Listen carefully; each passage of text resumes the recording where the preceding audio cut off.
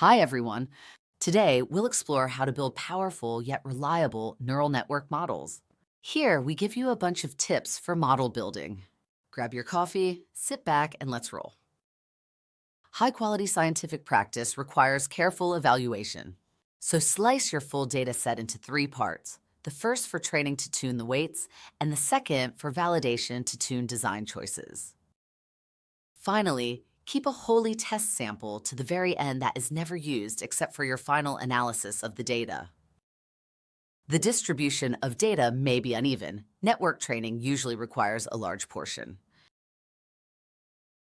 Let us now talk about the quality of the network prediction with respect to biases and variance.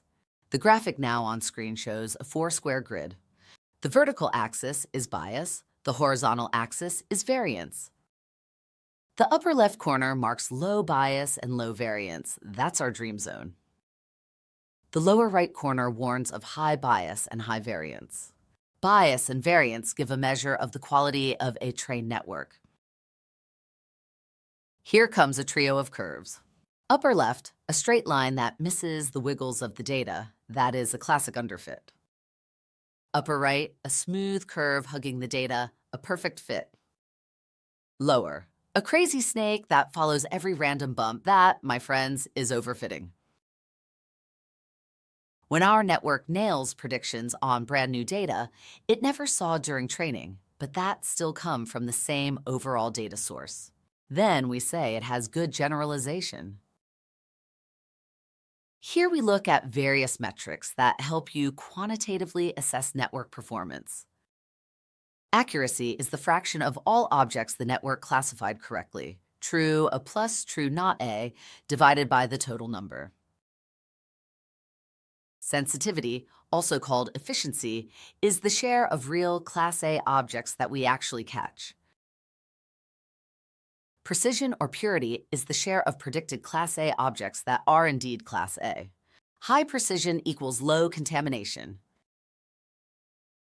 On screen, you now see two curves of the objective function versus training epoch. The dark blue curve monitors adapting the network parameters using the training data. The light blue curve checks the progress of the network training without changing the network parameters. This is using the validation data. First, both curves fall as expected from successful training. When light blue starts climbing while dark blue keeps falling, your model is memorizing the characteristics of the training data. Time to hit the early stop button.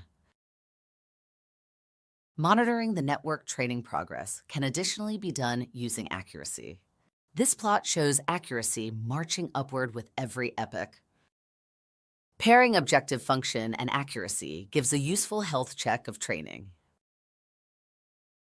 Stabilize your network training within the objective function. The mean squared error comparing the network prediction Z with the true label G and averaging over K events in the batch is a good starting point. If the weight parameters W in the network become numerically too large, training becomes difficult. To prevent this, we require the objective function to be minimized with an additional sum over the absolute values of all weights W. This ensures that all W remain small. Lambda is a parameter used to balance this additional term with the MSE objective function. Using the linear sum of the weights is called the L1 norm. The effect can be seen here. The local minimum of the MSE sits in the upper right quadrant. The L1 norm pushes the objective towards smaller weight parameter values. Switching absolute values to squares gives the L2 penalty, also known as weight decay. The effect gives circular patterns in the phase space of the weight parameters W. Watch this, dropout. The left network shows every node alive. The right network has random dots which remain disconnected. Those nodes are temporarily dropped. By training many thinned-out subnetworks, dropout makes the full model more robust. If a network evaluation is performed instead of training, all nodes are in operation.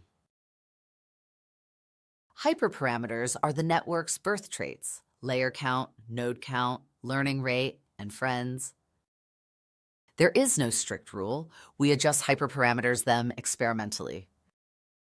The left half of the figure is a tidy grid search, but it wastes time testing unimportant regions. The right half shows random search with more efficient coverage, especially when only a few dimensions really matter. You now know how to judge, guard, and fine-tune your models like a pro. Keep experimenting, keep smiling, and see you in the next video. Happy learning!